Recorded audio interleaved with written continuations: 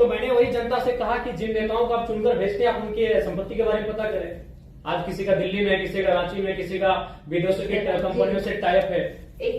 आपकी बात बनाए भी है, इतना यूथ भी है, तो उसके बारे में आपको क्या लगता है? मेरी भी आशा है कि आप जैसे और लोग चुनाव जीते। हमें जरूरत है, इस बार सिर्फ 7 इंडिपेंडेंट कैंडिडेट हैं। हमें चाहिए कि एक स्ट्रॉन्ग डेमोक्रेसी के लिए और आए, क्योंकि आप मुद्दे उठा रहे हैं जो रेलेवेंट मुद्दे हैं। पर ये मुद्दे क्या सिर्फ मर्दों के हैं? नहीं, बिल्कुल सबसे ज्यादा रखेंगे। एक्चुअली हम लोग एक स्टूडेंट प्रोटेस्ट के माध्यम से राजनीति में आए। कोई आइडिया नहीं था कि पॉलिटिक्स कैसा होता है, और खासकर कभी मुखिया का चुनाव नहीं लड़े तो बंदे अगर सांसद के चुनाव लड़ेंगे, तो ये तो आइडिया ही नहीं था। तो हमने एक स्टूडेंट का प्रोटेस्ट था झारखंड में, वहां आए, मीडिया के सामने अपनी बातों को रखा, मीडिया में कवरेज मिला, तो पूरे राज्य में हमारे विचारों को सर्कुलेट किया गया। उसके बाद से हर एक पंचायत वाइज, प्रखंड वाइज सभाएं होने लगी और लोग हमारा डिमांड करने लगे, हमें सुनने लगे, और कभी कभी 2 बजे रात तक, 4 बजे रात तक लोग सुनने लगे। तो फाइनली लगभग 1 साल पहले 18 जून को हम लोगों ने डिसाइड किया था कि हम लोग चुनाव लड़ेंगे, और चुनाव लड़ेंगे। हम लोगों ने उसके बाद 6 महीने बाद अपनी पार्टी को रजिस्टर के लिए आवेदन दिया, लेकिन अभी तक हमारी पार्टी का रजिस्ट्रेशन भी नहीं हुआ। और बाकायदा हम लोग 1 साल के कम समय में चुनाव लड़े और बहुत दमदार तरीके से चुनाव लड़े, और झारखंड के हिस्ट्री में फर्स्ट टाइम कोई इंडिपेंडेंट कैंडिडेट 27% मतलब वोट लेके आया है। 3.5 लाख वोट लेके हम अकेले हैं, जिस लोकसभा चुनाव से हम लड़े थे। और कुल मिलाकर हम लोग 8 प्रत्याशी दिए थे, और लगभग हमारे 6 प्रत्याशी तीसरे पायदान पर रहे हैं। तो इसका मतलब है कि मैं भारत की तो नहीं कह सकता, लेकिन झारखंड के परिप्रेक्ष्य में कह सकता हूं कि झारखंड बदलाव चाहती है, और नो डाउट बदलाव होना चाहिए, क्योंकि झारखंड जिस पृष्ठभूमि से आती है, झारखंड उसके नाम में ही छुपा है। झाड़ यानी जंगल होता है, खंड यानी जमीन होता है, और आज हमारा दोनों चीज संकट में है। जंगल की बात करने वाला कोई नहीं है। उदाहरण के लिए आप देख सकते हैं आज हंसदेव जंगल की क्या कहानी है। आज दिल्ली का टेम्परेचर हम लोग 45 पा रहे हैं, 46 पा रहे हैं, बिल्कुल अपने मतलब अपोजिट पा रहे हैं। झारखंड का वातावरण से जब दिल्ली में हम लोग कदम रखे तो बिल्कुल असहनीय लगा, और हम लोग को लगा भी नहीं कि 2 मिनट यहाँ ठहर पाएंगे। तो कहने की जो झारखंड का इशू है उसके नाम में छुपा है, और लगातार उन इशू पर हम लोग लड़े, उन इशू पर हम लोग बात किए, तभी जाकर जनता ने हमें आशीर्वाद दिया।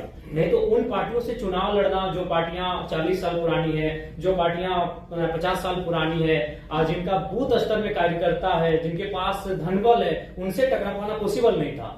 तो मेरे कहने का मतलब है आज भी अगर आप, क्योंकि बहुत सारे लोग कहते हैं कि कई साल लगते हैं राजनीति में आने के लिए, सालों लगते हैं, जूते घिस जाते हैं, माने बाल सफेद हो जाते हैं, इस मिथक को तो झारखंड हमने तोड़ दिया है कि मात्र साल भर के अंतराल में हम लोग 3.5 लाख वोट लेकर आए हैं। और बस अगर हमारे पास एक बेहतर टीम होती तो पहला ही चुनाव हम जीत जाते। ज्यादा अंतर नहीं था, जो जीते वो 4.5 लाख लाए, जो सेकंड में आए वो 3,70,000 लाए इंडिया गठबंधन वाले, और हमसे मात्र 20,000 कम मेरा वोट था। तो इस चीज को तो हमने झारखंड में मतलब एकदम क्लियर कट उत्तर दे दिया है कि समय और साल मायने नहीं रखता है, आपकी आइडियोलॉजी मायने रखती है। और हमारी आइडियोलॉजी स्पष्ट थी। हमने स्पष्ट कहा था चुनाव में कि आप जितने भी लीडर्स हैं, क्योंकि सबसे महत्वपूर्ण जो चीज आती है वो इकोनॉमी की आती है। आज हम यहाँ बैठे हैं, चाहे जिनका जो भी डिपार्टमेंट है, हम लोग कोई साधु संत सन्यासी है नहीं, पीर फकीर है नहीं, हम एक सामाजिक जीवन को जीने वाले हैं, गृहस्थ जीवन को जीने वाले लोग हैं। यानी हमारा सबसे जो महत्वपूर्ण विषय होगा इकोनॉमी होगा, हमारी संपत्ति होगी। तो मैंने वही जनता से कहा कि जिन नेताओं को आप चुनकर भेजते हैं आप उनके संपत्ति के बारे में पता करें। आज किसी का दिल्ली में, किसी का रांची में, किसी का विदेशों के कंपनियों से टाइप है। आपकी बात बनाए भी है, इतना यूथ भी है, तो उसके बारे में आपको क्या लगता है? मेरी भी आशा है कि आप जैसे और लोग चुनाव जीते। हमें जरूरत है, इस बार सिर्फ 7 इंडिपेंडेंट कैंडिडेट हैं।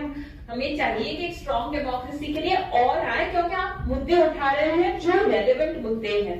पर ये मुद्दे क्या सिर्फ मर्दों के हैं? नहीं, बिल्कुल सबसे ज्यादा प्रभावित तो महिलाएं होती है। क्योंकि मैं जिस झारखंड से आता हूँ, अगर वहाँ बात की जाए तो वहाँ हमारी विधायक मैम जो बैठी है आपके बगल में, उनका जो क्षेत्र है वो विस्थापित क्षेत्र है, खनन का क्षेत्र है, माइंस का क्षेत्र है। और जब विस्थापन का बात सामने आता है तो जब लोग विस्थापित होते हैं तो ऑब्वियसली महिलाओं को भी बहुत सारा प्रॉब्लम का सामना करना पड़ता है। मान के चलिए जिस क्षेत्र से विधायक जी आते हैं मैं उस क्षेत्र का आपको परिचय देता हूँ। 4 प्रकार की फसलें आती है, वहाँ धान, गेहूं। तो महिलाएं जब अगर विस्थापित ना होती, क्योंकि झारखंड में अगर बात करें तो आपको विस्थापन की बात करनी होगी, आपको माइंस की बात करनी होगी। जो लोग यहाँ बैठे हैं और इसलिए आप झारखंड को जानते हैं मिनरल्स के लिए, और नो डाउट हम लोग देते हैं 27% कोयला देते हैं, ओवरऑल 40% खरीद देते हैं। तो अगर हम विस्थापन जब ना होता है तो उस समय महिलाओं की भागीदारी होती है।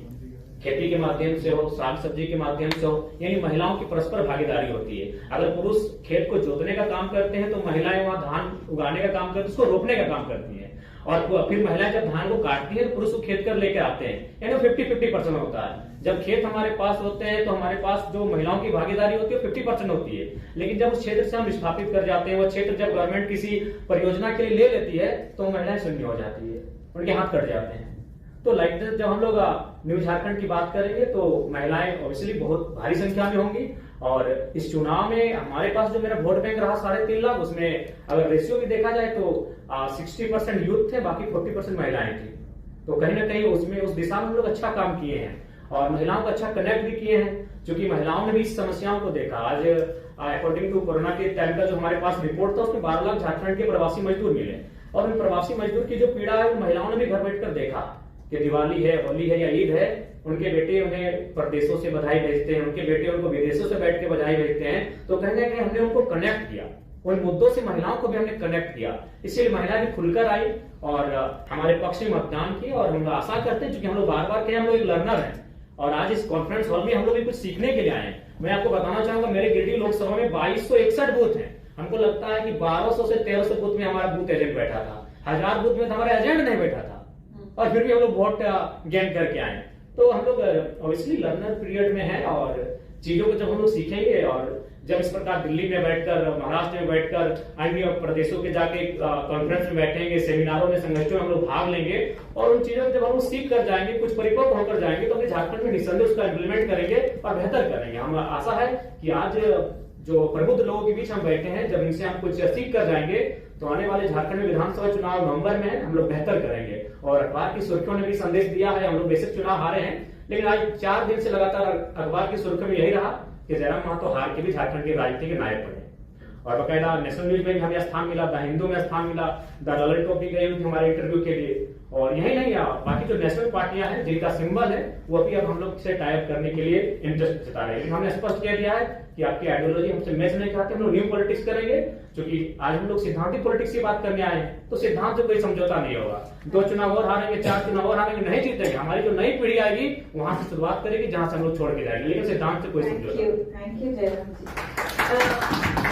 मेरी एक रिक्वेस्ट है, झारखंड के चुनाव आपकी पार्टी में, आपके मंच में महिलाओं का, और अगर उसमें हम कोई भी मदद कर सकते हैं, मुझे पता है हर कोई मदद करना चाहेगा, क्योंकि कभी भी कुछ नया शुरू होता है तो आशा का भी जन्म होता है। So we would love to help in any way possible. With that, I'm